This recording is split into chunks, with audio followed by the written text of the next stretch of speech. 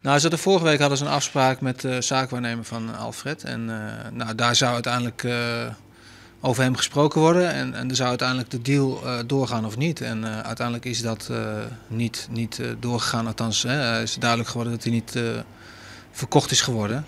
En de afspraak die we gemaakt hebben is van oké, dan zetten we daar ook een punt achter. Want wij willen ook gewoon verder ons goed richten op het komende seizoen. Op het seizoen wat al bezig is.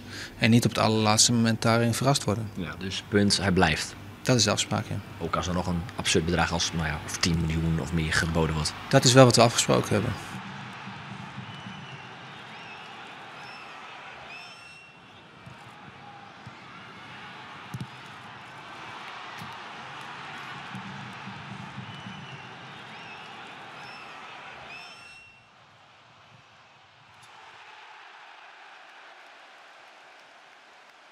Ik heb een fijn gevoel omdat ik weinig uitleg heb gekregen en ook omdat ik toch vorig jaar tweede aanvoerder was. En daar heb ik ook weinig antwoord op gehad.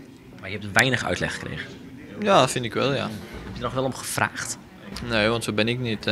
Ik train gewoon, ik doe mijn best en ik train gewoon goed. En als ik moet spelen bij de belofte, dan doe ik dat ook gewoon goed. En dan zullen we wel zien. Ik heb wel een aantal keer wat tegen hem verteld en het proberen uit te leggen. Alleen ja, als het steeds hetzelfde is, dan pas ik er ook voor om daar steeds hetzelfde tegen te zeggen. Dus ik kan me begrijpen dat hij teleurgesteld is.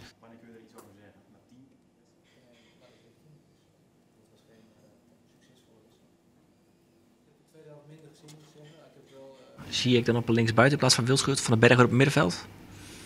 Nou, we hebben een aantal variaties deze week en gisteren getraind. En, Ik ga het niet vertellen, geloof ik, hè? als je goed oplet morgen, dan kom je er op tijd achter. Oké.